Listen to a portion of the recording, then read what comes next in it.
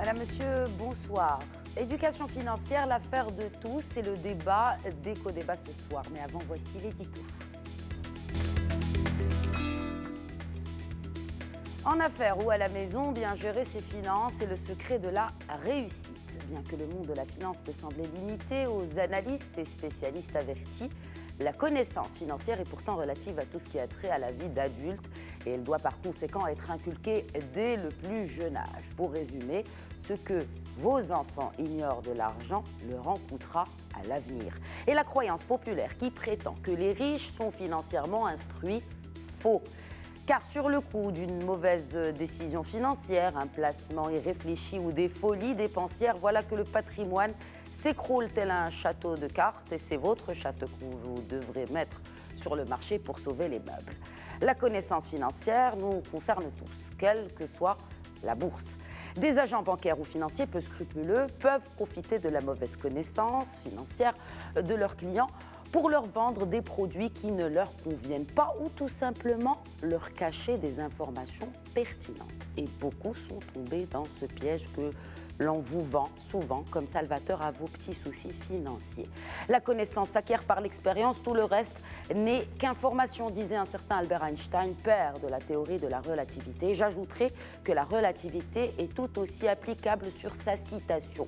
Et si prévenir vaut mieux que guérir, la connaissance est lumière, l'ignorance une honte. Oui, une honte surtout que nous avons l'immense privilège de vivre dans une ère où la connaissance est au bout d'un clic.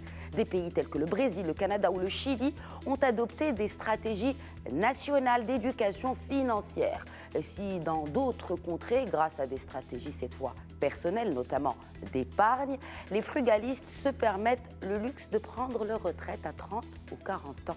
Au Maroc, seulement une petite minorité d'élèves ou même d'étudiants sont capables aujourd'hui de reconnaître la différence entre ce qui relève d'un besoin ou d'un désir. Alors ce soir, un conseil, sortez votre stylo et prenez note car nous en parlons avec des pros. Tout d'abord, j'ai le plaisir de recevoir sur le plateau aujourd'hui Fatem Zahra Aziz, directrice exécutive de la Fondation marocaine pour l'éducation financière. Madame, bonsoir et merci d'avoir accepté l'invitation d'Éco-Débat. Merci, bonsoir, merci beaucoup pour l'invitation.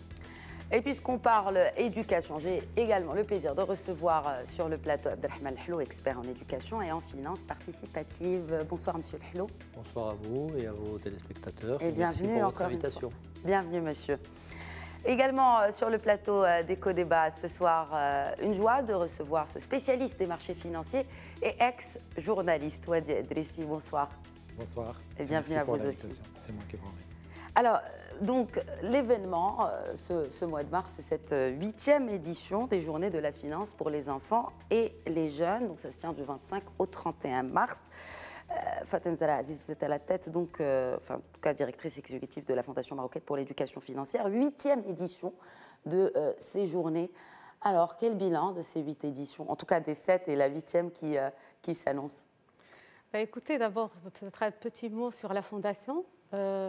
Qui a été créée à l'initiative de Banque El Maghreb et qui regroupe autour de son conseil d'administration toutes les institutions concernées par l'éducation financière, à savoir des ministères, les fédérations de professionnels des finances et puis les régulateurs, à savoir la Banque centrale, les autorités de contrôle des assurances et aussi des marchés de capitaux. Donc pratiquement pratiquement l'ensemble des institutions concernées par les thématiques. C'est ce qui fait un peu l'atout de la Fondation et sa force d'exercice. Pour revenir à l'événement Journée des finances pour les enfants et les jeunes, il a été mis en place au Maroc en 2012, tout comme à l'international, parce que c'est un événement international porté par la CEFI, qui est une organisation internationale basée à Amsterdam. Première édition en 2012 à laquelle le Maroc a pris part avec 30 000 bénéficiaires. Il s'agit donc de rapprocher un peu le monde de la finance aux enfants, aux juniors et aux jeunes à travers différentes activités ludiques, à travers des rencontres, à travers des journées portes ouvertes au niveau des institutions financières pour ces enfants, ces jeunes. L'idée, c'est de les préparer un peu aux responsabilités financières et préparer cette génération qui sera amenée à prendre des décisions au futur. Comment vous les ciblez, ces jeunes ? Différentes activités, donc un programme riche, un programme... Pardon, Oui, je me suis peut-être mal exprimée, Madame Ouais. Aziz. C'est-à-dire, qui est concerné? Comment vous les choisissez, ces jeunes?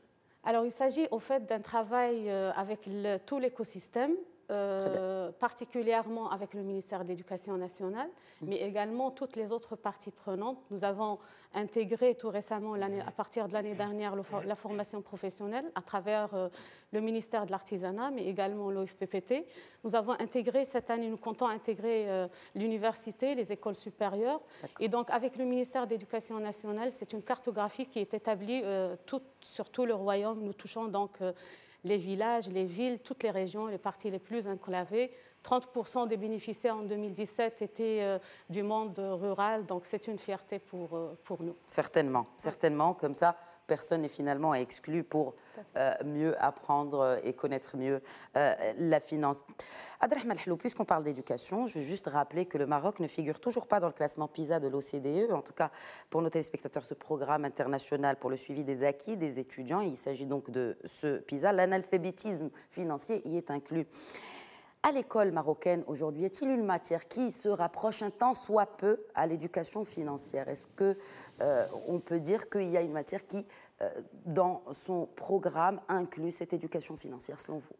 Malheureusement, non.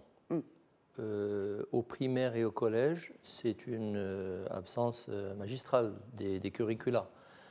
Sauf un petit exercice qu'on rencontre en mathématiques à la dernière année du primaire, qui est le calcul du taux d'intérêt en cas d'emprunt pour des petits. Ce qui est bien, c'était fait à un moment où les banques participatives n'existaient pas. Aujourd'hui, il faudrait peut-être y rajouter la marge bénéficiaire. Arrivé au lycée, vous avez les élèves qui sont orientés en sciences économiques, et ceux-là, foncièrement, ils font de la finance et des mathématiques financières et de la gestion financière, mais ils le font par future vocation. Ils ne le font pas par éducation et sensibilisation à leur environnement financier. Par contre, les autres qui sont dans les filières de sciences expérimentales ou de sciences mathématiques ou autres, ou l'enseignement technique, ils ne connaissent pas du tout cela. Rien n'est programmé en cela. Sa place serait dans l'éducation civique ou la tarbiya al-madaniya, et il faudrait faire davantage d'efforts pour instituer cela. Deuxième grief, c'est que les formateurs n'ont pas suffisamment été formés à cela. Et donc cette absence des écoles est préjudiciable. Passons maintenant à l'éducation tertiaire, qui est l'éducation supérieure dans les universités, dans les écoles et dans les instituts de formation professionnelle. Je suis heureuse de savoir que la Fondation va s'adjoindre donc des opérateurs de formation tertiaire, mais aujourd'hui, à part ceux qui sont impliqués dans des cycles de management, les autres ne sont pas du tout sensibilisés à cela. Aujourd'hui, on parle, à l'occasion de l'adéquation des formations aux besoins du marché, de l'entrepreneurship. Mais l'entrepreneurship doit comporter en son sein de manière importante l'éducation financière, Absolument. la sensibilisation à la chose financière. Bien sûr. Parce qu'un entrepreneur, un auto-entrepreneur, doit d'abord connaître quel est l'apport de la finance à son projet d'investissement, l'accompagnement de la finance pour ces projets d'investissement. Alors quand il découvre, disons, à l'université ou dans son école, les principes de l'entrepreneurship, déjà, il est en déficit d'esprit entrepreneurial parce qu'il n'a pas été éduqué à la prise de risque, il n'a pas été éduqué à l'autonomie au primaire et secondaire. Mais quand il arrive, on le forme à l'auto-entrepreneurship sans qu'il ait les bases de ce qu'est le financement, à quoi il sert, les pièges à éviter, l'importance de l'inclusion financière. Tout simplement les formes de financement, Monsieur Lahlou. Déjà l'information, oui. Déjà l'information, la connaissance, le cognitif, puis ensuite la sensibilisation à l'importance de ces éléments-là. Je pense qu'il y a beaucoup d'efforts à faire, mais là c'est véritablement le domaine de la Fondation, mais aussi de la révision des curricula au niveau du ministère, tout comme il y a une première prise de conscience de l'éducation environnementale et écologique. Il faut aujourd'hui que cette éducation financière, disons, emboîte le pas. Wadi Adrissi, au-delà des jeunes, est-ce qu'aujourd'hui, un jeune cadre ou quelqu'un qui commence, en tout cas, son cursus professionnel, est-ce qu'il connaît ce que c'est? Vous avez évoqué les taux d'intérêt en fin de primaire que l'on apprend aux enfants. Est-ce que quelqu'un sait ce que c'est qu'un taux d'intérêt, par exemple, réellement, selon vous? Vous avez une longue expérience derrière vous. Écoutez, je pense que c'est une conséquence logique. Quand on n'apprend pas ces notions de base au niveau de l'école, au niveau du collège, au niveau du lycée, c'est normal qu'à la sortie, on soit un peu loin de ces concepts. Donc effectivement, ça nous arrive aujourd'hui quand on discute avec des cadres qui sont déjà prêts pour intégrer la vie professionnelle. On se rend compte qu'il y a des notions qui ne sont pas du tout maîtrisées, ou alors il y a énormément du mal à exprimer ce que c'est qu'une notion financière très précisément. Mais est-ce que cela finalement relève seulement de l'éducation financière pour les jeunes ou ça incombe aussi finalement aux acteurs du secteur financier et bancaire en l'occurrence de donner toutes les informations nécessaires pour qu'on gère mieux finalement nos finances? Moi, je pense que le rôle premier, c'est le rôle de l'école. Parce que l'école, c'est le lieu naturel de l'apprentissage.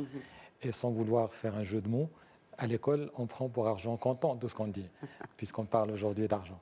Donc, si au niveau de l'école, on n'a pas ces notions, par la suite, c'est difficile de les acquérir, à moins de faire un effort personnel. Je suis ravi de voir tout le travail qui est fait par la Fondation et qui s'adresse à une population, donc à tous les niveaux scolaires et même par la suite à des opérationnels. Aujourd'hui, malheureusement, on trouve des ingénieurs, des médecins, des gens qui sont dans tous les domaines. Des journalistes peut-être. Des journalistes peut-être, oui, effectivement, s'ils ne sont pas directement impliqués dans la finance, qui sont loin de ces concepts. Parce que malheureusement, ils n'ont jamais eu affaire à une éducation financière. Très bien.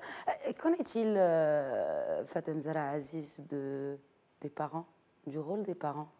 Est-ce que les parents aujourd'hui, déjà on connaît peut-être un peu de par notre culture le rapport de l'argent entre les parents et les enfants, mais aujourd'hui les parents inculquent-ils? Est-ce qu'ils jouent ce rôle-là? Est-ce que vous, en tant que fondation, vous impliquez aussi les parents dans ce procédé d'apprentissage? Au fait, pour la Fondation, elle cible tous les citoyens sans distinction. Mais bien sûr, dans le cadre de son premier déjà plan stratégique 2014-2017, elle a ciblé elle a mis en place des populations cibles prioritaires, à savoir le jeune, l'enfant, le jeune, mais également les femmes, les auto-entrepreneurs et micro-entrepreneurs, et puis les populations vulnérables. Si je reviens à votre question, par exemple, par rapport aux jeunes et aux enfants qui sont ciblés à travers particulièrement cet événement, je reviendrai plus tard par rapport à l'intégration de l'éducation financière des curricula, mais en tout cas par rapport à l'événement, déjà nous, l'événement, on le situe par rapport à deux cibles.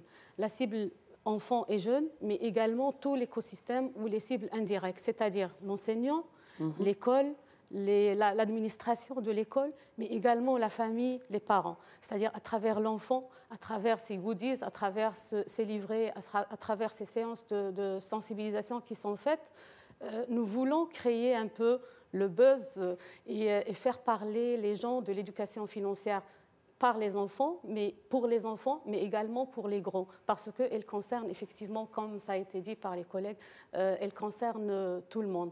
Donc, effectivement, les parents sont concernés parce que c'est une cible et parce qu'effectivement, la Fondation a mis en place des programmes dédiés, comme j'ai dit tout à l'heure, pour les populations vulnérables, mais également pour les professionnels et d'autres catégories de population. Chaque population, chaque cible a son propre programme, c'est les compétences et les connaissances à transmettre et puis le canal et les moyens de transmettre ces connaissances et développer ces compétences et ces attitudes. Alors avant de parler de ces canaux de transmission, ces programmes, vous les établissez comment? Quelle est la méthodologie pour mettre en place ces programmes? Alors, les programmes, ça tourne autour des programmes de base en éducation financière, à commencer par la fixation d'objectifs et différencier un peu l'objectif court terme, moyen terme, long terme, objectif financier, j'entends. Que ce soit à titre personnel, individuel ou familial, ou professionnel. Ensuite, il y a toute la partie gestion budgétaire, c'est-à-dire distinguer un peu les différentes composantes d'un budget et l'intérêt d'une gestion budgétaire, dépenses, revenus, et puis l'épargne comme partie prenante de la gestion budgétaire. Et première règle, c'est que les dépenses ne doivent pas dépasser les revenus. Donc, des notions de base. Ensuite, l'épargne comme moyen de répondre et d'atteindre les objectifs qui sont fixés. Par la suite, vient des modules sur le financement, différents types de financement, l'assurance, la gestion des risques, comment se prémunir, les différentes méthodes. Et puis, et enfin, l'entrepreneuriat, comme a dit c'est le hello tout à l'heure, et donc l'entrepreneuriat inculqué à tous les citoyens, jeunes et adultes, les notions d'entrepreneuriat, comment préparer un projet professionnel, comment le développer, etc. Très bien. Et vous avez évoqué cette question d'entrepreneuriat, Abdelrahman El Hello, et je voudrais revenir justement sur cela. Comment cela peut affecter une PME aujourd'hui? Parce qu'on sait très bien que le souci numéro 1, c'est cette question de trésorerie de la toute petite ou moyenne entreprise. Une mauvaise connaissance financière d'abord, et donc par ricochet, gestion financière, comment peut-elle affecter cette PME? Elle peut l'affecter en lui faisant prendre de mauvaises décisions, bien entendu, mais elle peut aussi l'affecter en la laissant en deçà des opportunités d'investissement. Et c'est l'objet de l'inclusion financière. Voilà, juste ouvrir Très bien. Voilà, vous y arriviez, donc je vous précède. L'inclusion financière est un enjeu très important des pays émergents et pays en voie de développement. Si on peut peut-être expliquer le concept d'inclusion financière à nos téléspectateurs. Oui, alors il est très simple. En termes de chiffres, il se mesure par la population non bancarisée. Aujourd'hui, seuls 30 à 35% selon les chiffres sont bancarisés. Ne parlons pas du taux de 74% qui est en fait le taux des nombres de comptes bancaires par rapport à la population. Mais en fait, il y a les doubles comptes et triples comptes et multiples comptes des banques, des entreprises, qui donnent un autre taux. Morales, oui. Mais le taux d'inclusion, c'est que véritablement, moins de 35% en tout cas, et ça ce sont les déclarations des Marocains, sont bancarisés. Donc les chiffres sont parlants. Dans le reste des personnes non bancarisées, il y a de l'inculture, disons de la non-éducation. Il y a des positions religieuses. Depuis que les banques participatives sont venues, on le sait, et des enquêtes ont été faites, on va y venir. Et il y a tout simplement l'inconscience. Et l'éducation financière a, entre autres, pour objectif de favoriser l'inclusion financière. Ceci est propre aux pays émergents et en voie de développement. En Europe, par exemple, lorsque l'OCDE en 2005 a produit sa définition de l'éducation financière, l'enjeu était autre. L'enjeu était de pallier aux risques qu'encourent les investisseurs et les épargnants vis-à-vis du système financier. Ne pas les laisser se faire piéger par des pratiques bancaires ou financières abusives. Et finalement, ne pas les laisser tomber. Enfin, c'est prémonitoire parce que 3 ans après, il y a eu la les subprimes, c'était tout simplement des contrats abusifs à taux variable avec des hypothèques, etc., qui ont surendetté des particuliers et qui ont contribué à expliquer la facilité avec laquelle la crise des subprimes s'est produite. Mais il y a aussi tout bonnement en Europe et ailleurs où il y a quand même le taux d'inclusion est beaucoup plus fort, il est de plus de 90% de la population est bancarisée. Donc le risque là-bas est différent. C'est éviter de mauvaises décisions dans le domaine bancaire et dans le domaine financier, par rapport aux assurances, par rapport au surendettement, comme je l'ai dit, et par rapport à des contrats où il y a des clauses qu'on ne connaît pas. Alors qu'ici, c'est vrai que ces éléments sont importants. Il faut aussi pallier à ces risques-là. Le surendettement est un phénomène réel au Maroc. Absolument. Mais avant cela, il y a déjà l'inclusion financière. Laissons-les venir au système bancaire parce que la non-bancarisation est une tare pour l'économie marocaine. Elle fait perdre des points de PIB. Elle handicape justement l'investissement. Elle crée l'informel qui lui-même est source de nourrit la fraude fiscale. Absolument. Et disons l'incohérence des marchés de distribution et des marchés bancaires, une véritable tare. Donc commencer par l'inclusion financière en parallèle à l'inclusion économique et au développement est une excellente chose. C'est important que ça commence à l'école. Parce que, on le disait tout à l'heure, dans les images que vous passez à vos téléspectateurs, il y a des enfants qui visitent la bourse avec le président de la bourse, avec le président de du GPBM. C'est très bien, mais c'est comme si on faisait des TP sans faire les cours. Ça serait intéressant et le rôle de la fondation est certainement, disons, va dans ce sens. Avant qu'il aille visiter la bourse, qu'on leur fasse, disons, des séances régulières, programmées dans les curricula, de sensibilisation à la chose financière. Bon, vous savez que dans une autre vie, j'ai été opérateur de l'éducation, j'avais des écoles primaires et secondaires, Et j'avais initié avec un partenaire gestionnaire de fonds, qui est OFA Gestion, une opération non seulement de sensibilisation, mais sensibilisation active. On avait créé au sein des écoles que je gérais un groupe de lycéens qui investissaient dans la bourse. Alors, en contrepartie, les cadres de la société de gestion de fonds venaient enseigner aux élèves ce qu'était la bourse et comment se faisait le placement. Et on a fondé un groupe d'investisseurs jeunes dans un fonds commun de placement. Et après cela, dès que les placements étaient effectifs, ils venaient prendre des décisions collectives avec les lycéens de 16 ans et 17 ans sur les choix d'investissement. On investit dans la CTM, on désinvestit dans telle compagnie parce que le cours boursier est ceci, parce que le cours boursier est cela. Le résultat, c'est que ça les a beaucoup formés. Ils sont sortis avec un pécule, hein, avec leur bac. Bien que ça n'ait duré que 2 ans, c'était un fonds commun de placement de OFA Gestion, ils sont sortis avec un pécule intéressant. Donc une éducation active à l'épargne. Si ces choses-là s'étendent dans les écoles, c'est formidable. Ça prépare absolument, bien sûr. Le jeune, le jour où il veut être auto-entrepreneur, ça je sais déjà. Et puis, ça prépare aussi de futurs boursicoteurs éventuellement pour justement investir de plus en plus en bourse. Disons des épargnants en bourse. Ou des épargnants. Oui, le choix des mots est effectivement très important. Wadi Adressi, alors au-delà de l'école, encore une fois, je reviens à cela, il y a les médias également qui jouent le rôle d'éducation et même de formation. Joue-t-il aussi aujourd'hui ce rôle-là au Maroc, selon vous, en tant qu'ex-journaliste ? Je pense sincèrement qu'il ne le joue pas assez, parce que c'est vrai que le rôle des médias est extrêmement important. C'est un rôle de formateur. Il ne le joue pas assez, pourquoi? Parce qu'en fait, généralement, dans la plupart des journaux, ou même à la télé, aujourd'hui, il n'y a pas d'émission fixe qui s'adresse aux néophytes, qui s'adresse à monsieur tout le monde pour expliquer les notions de base. De temps en temps, on a des programmes, on a des colonnes au niveau d'un journal, on a peut-être une rubrique particulière, mais dans cette rubrique, on ne s'adresse pas à monsieur tout le monde, on s'adresse aux experts qui, généralement, n'ont pas besoin des médias pour comprendre un peu ce qui se passe. Est-ce que c'est évident, parce que vous avez dirigé les cahiers de la bourse au sein d'un hebdomadaire marocain, La Vie Éco, pendant plusieurs années. Est-ce que c'est facile d'inculquer ça? Est-ce que c'est facile de vulgariser des termes techniques, des concepts très techniques qui sont relatifs notamment à ce marché boursier, sachant que dans d'autres pays, monsieur tout le monde finalement a accès à cette information? Je pense que c'est plus facile que dans d'autres pays, parce que justement, on part de la base. Et du moment que vous avez l'exemple, ça remonte à il y a longtemps, hein, cet exemple, ça fait déjà 12 ans que j'ai quitté la presse. Du moment que vous avez parlé de cet exemple, je vais peut-être vous raconter un peu comment les choses se déroulaient à l'époque. Parce qu'en fait, c'est quoi le principe? Le principe, c'est de s'adresser aux néophytes, c'est de s'adresser à monsieur tout le monde pour expliquer des notions de base.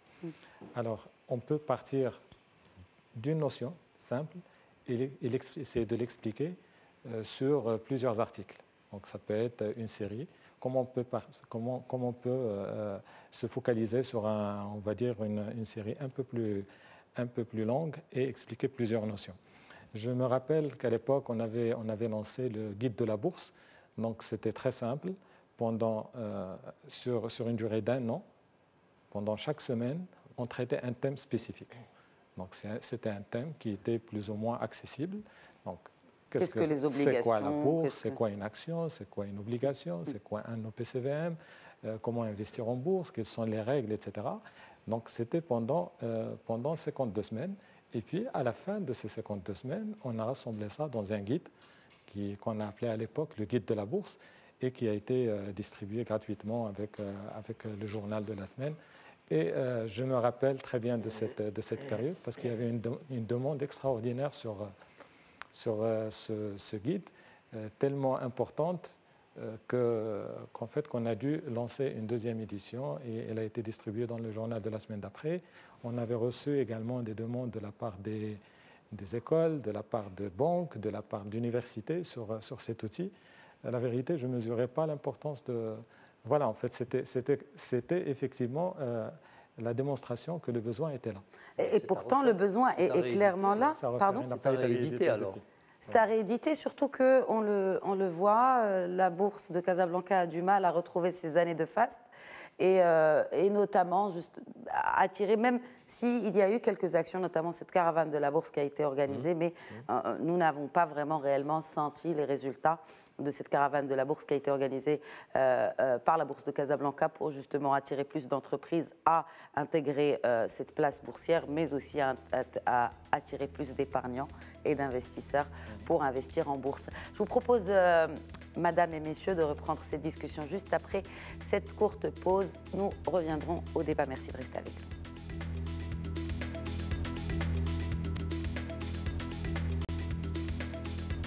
Bonsoir et bienvenue si vous nous rejoignez. Ce soir, Éco-Débat traite le thème de l'éducation financière qui est une affaire de tous.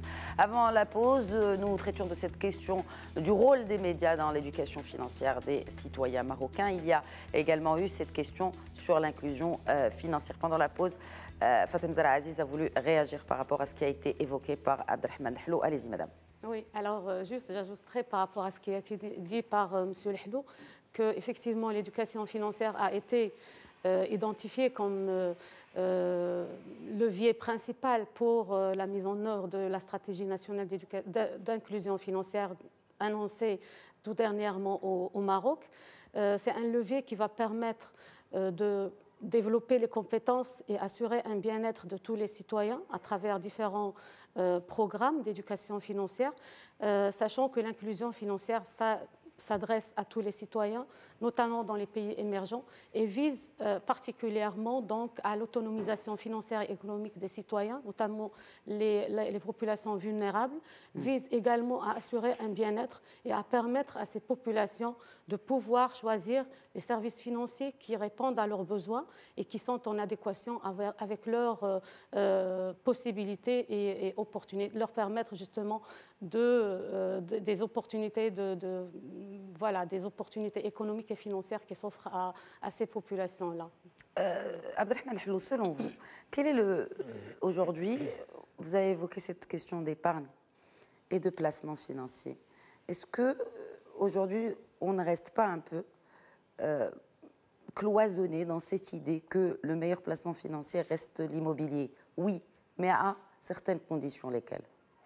Bon, le placement dans l'immobilier n'est pas un placement productif pour l'économie, à part qu'il permet donc disons, d'élargir l'offre, mais aujourd'hui on n'a pas un problème d'élargissement de l'offre, bien au contraire. Les placements productifs et économiquement sont ceux qui se font dans l'économie productive, que ce soit à travers la bourse pour des gens qui n'ont pas la capacité à conquérir les marchés de création de la valeur, ou tout simplement dans l'investissement économique. Et évidemment, pas d'épargne suffisante, pas de croissance de l'investissement. Et l'épargne est une éducation, ça a été dit par Mme Aziz. L'épargne est d'abord une éducation, est d'abord une attitude pour pouvoir ensuite soit faire de l'auto-entrepreneurship, soit acquérir sa liberté financière. Combien doit-on épargner, par exemple? On fait un peu de pédagogie aujourd'hui dans cette émission. Vous savez, il y a une émission à la radio qui passe, ce n'est pas la Fondation pour l'éducation financière, mais qui est intéressante parce qu'elle éduque monsieur tout le monde ou madame tout le monde à la gestion, disons, du budget domestique. N'oubliez pas que le mot économie étymologiquement, c'est d'abord gérer la maison, et avec une dimension épargne importante. Donc sensibiliser les gens à l'épargne, malgré la faiblesse de leurs revenus, est une éducation. Parce que certaines populations peuvent passer d'une classe financière et socio-économique à une autre. Et quand la culture de l'épargne est là, elle permet l'émergence d'une économie productive. Qu'est-ce que vous en pensez de ces programmes ? Écoutez, ils ne s'adressent pas à moi, mais je les écoute avec intérêt parce que je me dis, qu'est-ce qui se passe dans mon pays par rapport à cet effort qui consiste à sortir des personnes qui n'ont pas été éduquées financièrement à l'école d'une attitude routinière, d'une attitude, disons, où ils agissent plus par réflexe que par conscience et par, disons, stratégie. Très bien. Je trouve que ça peut être utile, qu'il faut les multiplier et les professionnaliser. Alors, les professionnaliser, voilà. Alors, qu'est-ce que vous pensez justement de ces coachs financiers que l'on entend sur les ondes des radios marocaines? Est-ce qu'ils sont professionnels? Est-ce qu'ils parlent avec professionnalisme en tant qu'experts financiers? et non certaines fois anthropologique, voire sociale, sociologue, pardon. Écoutez, ils ont déjà le mérite d'exister, parce que là, on parle d'un manque patent d'éducation financière, et donc la moindre formation est déjà la bienvenue par rapport à ça.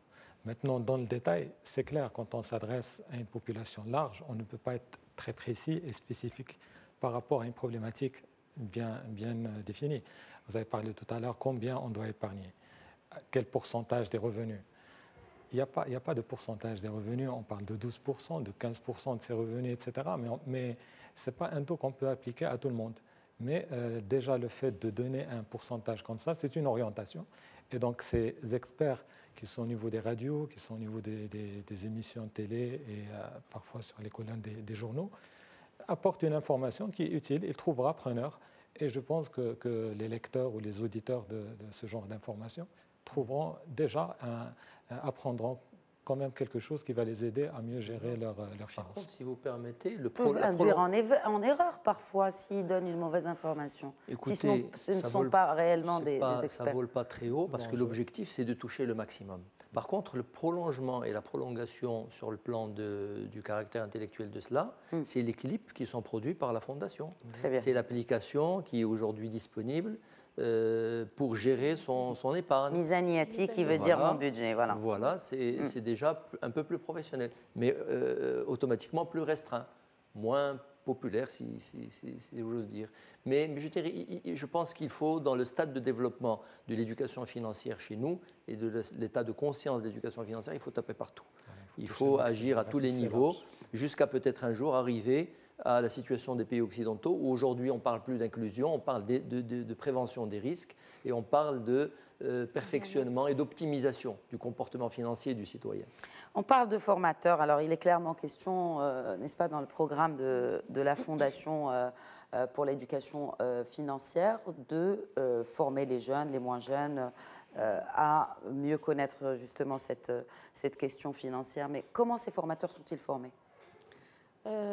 Nous nous appuyons particulièrement sur les partenariats avec les différentes parties prenantes, les institutions qui sont concernées pour monter des programmes et en fonction des cibles, donc des populations ciblées. Par exemple, je vous donne un exemple. Par exemple, les personnes analphabètes ou peu alphabétisées, nous nous appuyons sur un partenariat avec l'Agence nationale de lutte contre l'analphabétisme, avec laquelle nous avons intégré les programmes d'éducation financière dans les programmes d'alphabétisation, que ce soit fonctionnel ou de base alpha ou post-alpha. Et donc, quand il y a des personnes qui vont suivre le programme d'alphabétisation, ils suivront automatiquement les 30 heures ou 5 jours de formation à l'éducation financière. Et derrière cette population d'analphabètes ou peu alphabétisés, nous retrouvons des femmes ou des hommes AGR qui ont une activité génératrice de revenus. Nous retrouvons également des entrepreneurs ou autres. Et donc, nous essayons également de les cibler et de les atteindre. Un chiffre peut-être en ce qui concerne ce partenariat, à l'année 2018, nous avions formé sur 5 jours de formation quelques 86 000 participants de ces programmes d'alphabétisation.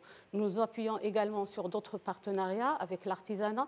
Nous formons chaque année les mono-artisans, donc à l'occasion d'événements. Quand je parle de formation, ce sont les formations directes en présentiel, c'est-à-dire 30 heures de formation qui s'étalent sur 4 à 5 jours. Et donc, ça touche les mono-artisans. Nous avons touché également, à travers un partenariat avec l'association Micro-Économie, Al-Amana, les micro-entrepreneurs. Plus de 1000 micro-entrepreneurs sont formés par année et je passe donc d'autres programmes, plusieurs programmes avec différentes parties prenantes.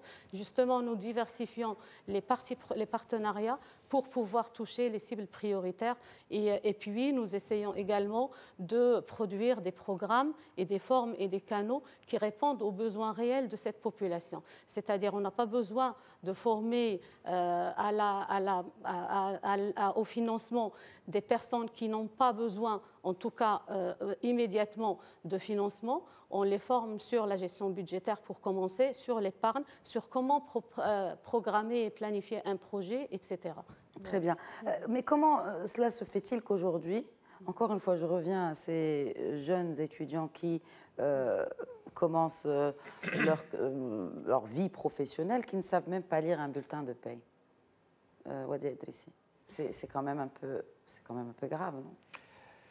C'est grave, mais ce qui se passe, c'est qu'à chaque fois qu'on a affaire à une notion financière, on va faire le maximum pour comprendre un peu ce qu'elle signifie et son impact sur la vie. C'est malheureusement le cas aujourd'hui pour la totalité des notions financières. On commence à s'intéresser au crédit qu'une fois qu'on a besoin d'acheter une maison ou une voiture, etc.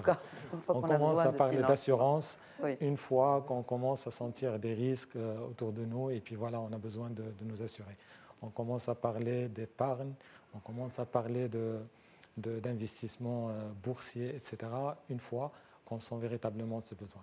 Donc, on revient à ça, c'est une affaire de l'école, c'est une affaire de l'éducation à la maison, mais c'est une affaire aussi des médias qui doit pousser pour que le maximum d'informations soit disponible aux gens pour les intégrer. Je voulais juste rebondir par rapport à... Tout à l'heure, on a parlé d'inclusion financière et Selhlou elle a fait une comparaison un peu par rapport au niveau au Maroc et à l'international. Et donc, par rapport à ça, il y a des besoins qui ne sont pas les mêmes. Effectivement, à l'international, quand on parle d'inclusion financière, on parle aussi de protection, de la protection des consommateurs. Et quand on parle de la protection des consommateurs, il y a aussi des niveaux. Donc le premier niveau, c'est simplement de dire, attention, il faut respecter le consommateur et ne pas donner d'informations trompeuses, etc. Comme on peut aller très loin. Par exemple, en Europe, aujourd'hui, on parle d'une norme qui s'appelle la norme MIFID. Aujourd'hui, il est même à sa 2e édition, donc MIFID 2. Et cette norme, non seulement il oblige les banques à donner une information correcte et non trompeuse aux consommateurs, mais elle interdit à l'institution financière de proposer à l'investisseur des produits s'il estime que ses connaissances ne lui permettent pas de comprendre les risques associés à ces produits. Et donc, par exemple, il ne va pas lui permettre d'investir dans des trackers, etc., s'il n'a pas déjà dans le passé investi dans des actions ou des titres plus simples. Donc ce concept est extrêmement important. Donc il joue un rôle finalement, ce chargé de clientèle dans la banque, quand on va le voir. Par la force des choses. Par la force des choses. Mais remplit-il cette fonction? Je parlais de la norme MIFID en Europe. Non, mais je parle au Maroc, vu que nous sommes au Maroc. Déjà. Parce qu'au-delà de parler de formation, c'est pour ça qu'au tout début de l'émission, j'ai évoqué, je ne dis pas formation, peut-être juste orientation, par rapport, à la connaissance de son client, parce que c'est un chargé de clientèle. Est-ce qu'ils ont le temps déjà pour s'occuper de tous les dossiers et de donner à chacun son temps pour traiter son dossier, que ce soit un dossier de crédit ou un dossier de placement? Je ne vais pas parler. Une réaction peut-être, messieurs? Moi, je vais vous donner un domaine que je connais un peu plus, c'est les champions parmi les chargés de clientèle, les champions de l'éducation, c'est les nouveaux chargés de clientèle des banques participatives. Parce qu'ils sont dans un domaine nouveau.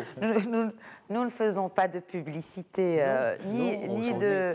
Non, voilà. Attendez. Les banques participatives aujourd'hui... Là, c'est du favoritisme, clair et... Si, quand même. Nous avons Banque Maghreb en face de nous. Oui. Et les banques participatives sont couvertes tout autant que les banques conventionnelles par Banque Maghreb en termes de supervision. Pourquoi? Parce qu'ils s'adressent à une population non bancarisée, en premier lieu, d'une part. D'autre part, ce sont des populations qui ont été déséduquées par leur non-pratique de la banque. Soit des particuliers qui n'ont jamais eu recours au financement bancaire pour acquérir leur logement. Aujourd'hui, à 2 ans de création des banques participatives, nous sommes déjà à 10% de l'acquisition immobilière couverte par ces nouveaux contrats. Donc des gens s'éveillent à l'éducation bancaire et à la pratique bancaire, alors qu'ils étaient totalement en dehors du système. C'est important, ça n'existe pas dans les autres pays, ça. Une population hors circuit qu'on remet petit à petit au circuit. Donc, le chargé de clientèle est par définition quelqu'un qui doit d'abord expliquer les concepts, parce que ce sont des concepts nouveaux. Autant dans la banque conventionnelle, vous avez le crédit bancaire qui est connu par tout le monde et que, bon, on faisait tout à l'heure le procès de l'école qui n'apprenait pas les notions de finance, mais tout le monde sait ce que c'est qu'un crédit, un coût. Alors, quand vous parlez de... Je me permets de vous interrompre, Céline. Je vais terminer l'idée. Dans ces banques participatives, il n'y a pas un monoproduit. Il y a des produits qui sont la murabaha, qui sont le musharaka, qui sont le mudaraba, qui sont le salam, et dans lesquels il faut d'abord éduquer le client avant de le faire passer à l'acte d'achat. À l'acte d'achat. Mais ces banques participatives, finalement, elle joue le rôle de fonds d'investissement parce qu'elle accompagne des investisseurs. Elle est co-investisseur avec... Donc, on ne joue plus le rôle de banque, mais plutôt... Pour l'instant, pas encore. En tout cas, parmi les produits qui sont proposés par la banque participative, c'est la participation aux pertes et aux profits. Absolument. Et la réalité, c'est qu'aujourd'hui, les banques participatives sont des organes d'intermédiation entre des déposants qui vont faire des dépôts d'investissement et elles financent par un mode nouveau qui est l'achat et revente les besoins d'équipements immobiliers des clients, d'équipements en automobile des clients. Donc, c'est des relations de dette, c'est des contrats de dette plutôt qui sont en place. Et donc, finalement, ce chargé de clientèle ne joue pas le rôle finalement de co-investisseur parce que pas du tout. Il attire des clients. Il pose quand même un business plan avec l'investisseur ou avec la personne qui veut. Pas encore. Ils en sont encore à offrir des financements alternatifs à des personnes qui jusque-là s'interdisaient d'aller à la banque. Mais il faut tout un effort de conscientisation que font les chargés de clientèle, mais qu'organisent institutionnellement les banques. Et je ne sais pas si la Fondation pour l'éducation financière va inclure dans ses programmes ce nouveau produit bancaire. Mais là, on avait fait une enquête qui a montré, dans le cabinet Abouab, qui a montré que 58% des TPE et PME, une enquête scientifique qui a touché 800 entreprises avec toutes les normes des enquêtes, ne recourent pas au crédit bancaire pour des raisons éthiques et religieuses. Il faut les bancariser, ces entreprises. La moitié. 58, le chiffre là, un peu 58,2%. Sur un échantillon, vous avez peut-être... De 1600 entreprises, dont 800 ont répondu. Et tout cela montre qu'il y a un effort à faire. Une autre étude de Kantar TNS Sofres, qui a été faite en 2017, montre que 7% seulement de la population marocaine ont vu, entendu ou lu quelque chose sur la finance participative. Et quand ils ont posé la question « Est-ce que vous avez entendu parler de finance islamique ?», le taux était un peu meilleur, il était de 21%. Donc il y a un état de non-connaissance de cette finance qui nécessite justement qu'on s'adresse à cette population parce que ce sont des banques nationales couvertes par la Banque al-Maghreb et qui aujourd'hui doivent aider le pays à gagner davantage de points en termes de bancarisation et donc en termes de développement. Et d'ailleurs, la loi bancaire qui instituait les banques participatives dans le cadre du système des établissements de crédit, dans son préambule, parlait justement de cette nécessité d'inclusion financière. Très bien. Alors, puisque vous parlez de loi, Wadi Edrissi, est-ce que les gens, le Marocain lambda, est conscient de ce que met le gouvernement en place comme loi, et notamment dans le secteur financier, ou juste on en entend parler dans les news, on lit dans le journal, et puis on fait, bon, oui, bien sûr, la loi de finances. Qu'est-ce que vous en pensez? Je pense que c'est plutôt un débat de spécialistes. Vous en êtes un, de finance, en tout cas, d'expert en finance. Non, parce que vous avez posé la question, est-ce que le Marocain lambda suit la loi de finances? Qu'est-ce qu'elle apporte? Non, est-ce qu'il la comprend? Est-ce que les gens sont outillés pour comprendre, que ce soit pour les banques participatives ou pour les autres lois qui sont mises en place par le gouvernement? Est-ce que vous pensez qu'ils sont aptes à les comprendre? Je pense que c'est toujours une question de nécessité. Quand on est intéressé par une zone au niveau de la loi de finances, à ce moment-là, on va faire l'effort d'attaquer cette zone, de comprendre un peu qu'est-ce qu'elle a comme impact sur notre activité. Maintenant, de temps en temps, effectivement, il y a des choses nouvelles au niveau des lois de finances qui s'adressent à tout le monde. Et là, je pense que les médias essaient au maximum de vulgariser et d'expliquer un peu l'impact sur Monsieur Tout le Monde. Très bien. C'est ça un peu oui, peut-être une réaction, Madame Aziz. Moi, je voudrais revenir au fait à cette notion de protection des consommateurs. On a parlé tout à l'heure de l'éducation financière, qui est un processus donc, de développement de compétences. Elle vise essentiellement, comme ça a été dit, inclusion financière globale, c'est-à-dire tout service financier confondu. Banque, assurance, épargne, placement et autres utilisations des moyens et des systèmes de paiement, etc. Et elle vise également la protection des consommateurs. Je voudrais rappeler à ce titre qu'on a 3 régulateurs au Maroc, donc la Banque centrale, et on a l'autorité de contrôle de l'assurance et prévention sociale. On a également la CAPS, effectivement. On a également la MMC, donc l'autorité marocaine des marchés de capitaux, qui joue un rôle important et qui est dans leur mission la protection des consommateurs des services des financiers qui sont assujettis à leur autorité de contrôle. Justement, il y a tout un ensemble de dispositifs qui sont mis en place, partant de l'information, la communication à travers les différentes institutions financières impliquées Et la Fondation joue un rôle également dans ce sens-là, par justement l'information, la communication, la formation des citoyens sur le rôle et les dispositifs qui sont mis en place pour justement se protéger, se prémunir, pour faire des réclamations, pour aller demander l'information. Voilà, donc, mais pour faire des réclamations, donc, si quelqu'un a été mal conseillé, est-ce qu'il est dans le droit de demander réparation? Tout à fait. Au Maroc? Oui, tout à fait. Oui, auprès des banques. Mais à quelle institution s'adresser pour faire ce type de réclamation? Il existe des recours? Oui, mais bien sûr, c'est tout le dispositif de protection des consommateurs. Chacune de ces institutions, je parle sous leur contrôle, chacune de ces institutions ont des départements dédiés à la protection des consommateurs qui mettent en place en aval les process nécessaires, mais également qui traitent les réclamations. Je parle du cas de Banque El Maghreb. On a une structure dédiée au traitement des réclamations concernant les établissements assujettis au contrôle de la supervision. Mais comment expliquer alors qu'il y a ce problème de surendettement qui est en train de ronger les ménages marocains? C'est un autre phénomène, c'est-à-dire qu'il ne s'agit pas de réclamation, il s'agit d'un parce que la finalité de l'éducation financière, c'est pour ne pas tomber dans cela. Oui, pour ne pas tomber, mais également nous donnons des informations et nous formons les gens à comment sortir du surendettement. Quels sont les moyens pour s'en sortir? Parce qu'on a beau informer, former, une fois déjà dedans, il faut déjà ne pas tomber dedans, non? Tout à fait. Oui. Donc nos programmes, effectivement, visent à faire prendre conscience du danger du surendettement, comment l'éviter.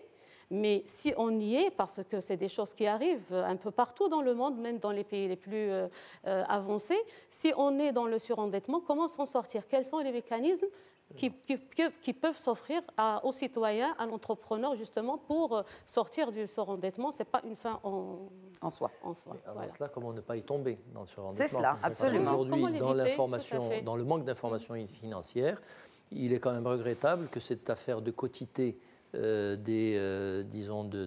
d'endettement dans les salaires des fonctionnaires soit fixée au forfait, de manière forfaitaire. C'est 1600 dirhams. Non, c'est 1600 dirhams. Donc 1600 dirhams pour un fonctionnaire qui touche 20 000 dirhams n'est pas 1600 dirhams pour quelqu'un qui en touche 4 000.